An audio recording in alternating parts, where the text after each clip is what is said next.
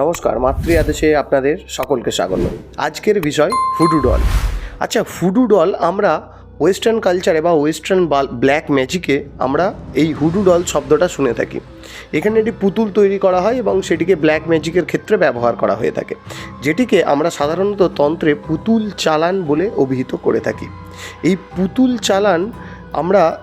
চালানের মাধ্যমে আমরা বিভিন্ন ধরনের মানুষের ক্ষতি সাধন করে থাকি। কিন্তু এই পুতুল চালান কি সত্যি আসলে তন্ত্রের ক্রিয়া, না এর সাথে যোগ আছে বৈদিক কোনো লিঙ্ক?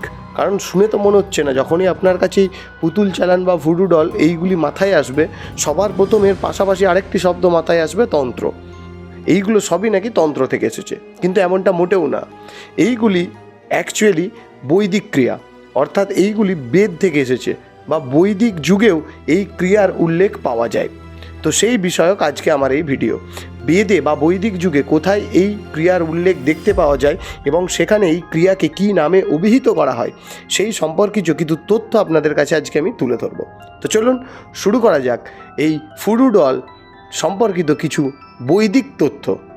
বৈদিক ক্রিয়া সম্পর্কে, বৈদিক ক্রিয়া যখন আমরা বলি তখন আমাদের মাথায় একটি বিষয় আসে যে বৈদিক ক্রিয়া মানে একটি যজ্ঞাকারে একটি ক্রিয়া সম্পন্ন হচ্ছে, যেখানে বেদ বর্ণিত ভাবে বা বেদ মতে সেই যজ্ঞ সুসম্পন্ন করা হচ্ছে। সেখানে কোনোদিন কোনো কালো ম্যাজিক বা ব্ল্যাক ম্যাজিক হতেই পারে না বা কালো জাদু থাকতেই পারে না।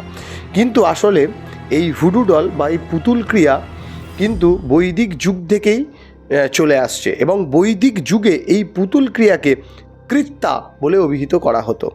এই কৃত্যা শব্দটির মূল অর্থ হচ্ছে ক্রিয়া বা জাদু।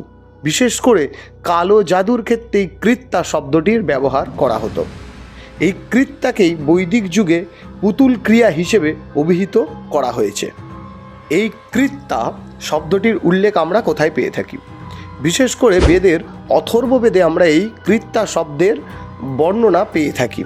অথর্ববেদের বর্ণিত আছে, কালো জাদুর ফলে সৃষ্ট পিশাচ বা রাক্ষসী যখন ব্যক্তিগত শত্রু নিধন করার কাজে প্রেরিত করা হতো বা পাঠানো হতো, তাকেই নাম দেওয়া হতো কৃত্যা। এই অথর্ববেদের একাধিক সূক্তে এই কালা জাদু প্রয়োগ করে অপরের ক্ষতি সাধন করার বর্ণনা পাওয়া যায়। সায়নাচার্য লিখছেন, এই সায়নাচার্য কে ছিলেন?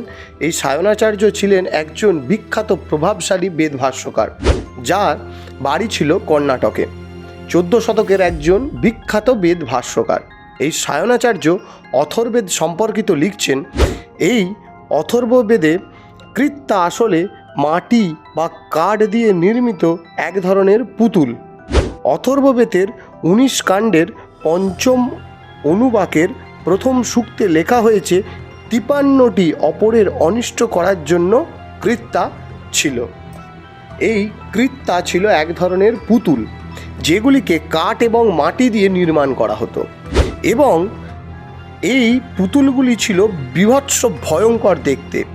এদের মাথা, নাক, কান ইত্যাদি থাকলেও পায়ের সংখ্যায় এদের হেরফের ছিল।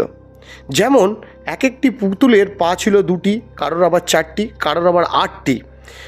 এই কৃত্যাগুলি ভয়ঙ্কর দর্শনীয় ছিল। এই কৃত্যাগুলিকে 2টি কারণে মূলত ব্যবহার করা হতো। প্রথম কারণ, কারুর বংশকে সমূলে নির্বংশ করার জন্য, এবং অপর কারণ, নিজেকে এই কালা জাদুর হাত থেকে বাঁচানোর জন্য।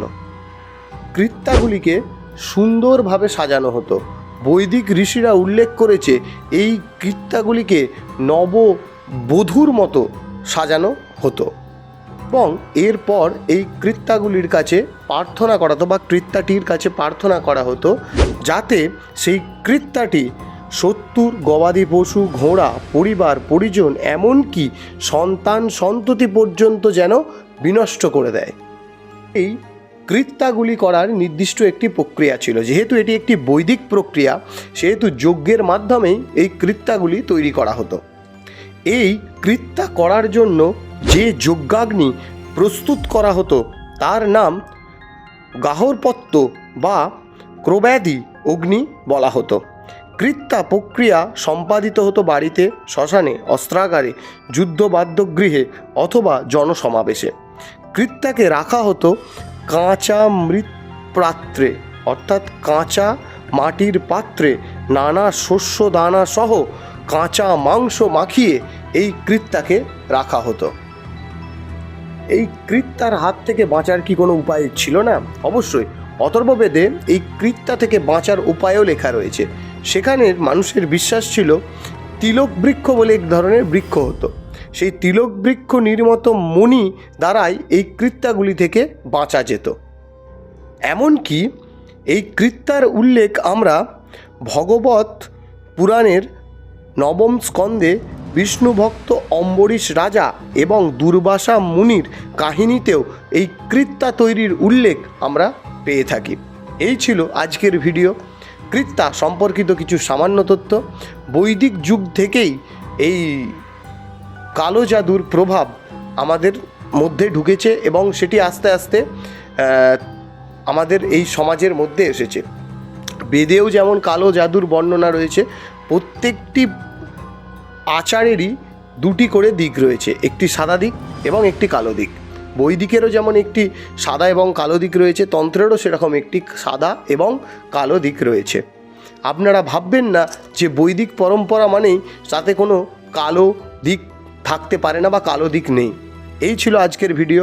যদি ভালো লাগে এই হুডু ডল এর সম্পর্কিত এই তথ্য, যে হুডু ডল অ্যাকচুয়ালি আমাদের বৈদিক পরম্পরা থেকে উঠে এসেছে এবং সেই প্রক্রিয়াটিও আমাদের কিছুটা বৈদিক পরম্পরার সাথে মিল রয়েছে। পরবর্তী ক্ষেত্রে হয়তো সেটা পরিবর্তন হয়েছে অনেক কিছু, কিন্তু এই পুতুল ব্যাপারটাই উঠে এসেছে বৈদিক পরম্পরা থেকে। তো আজকের মতো এইটুকুনি। জয় গুরু, জয় মা।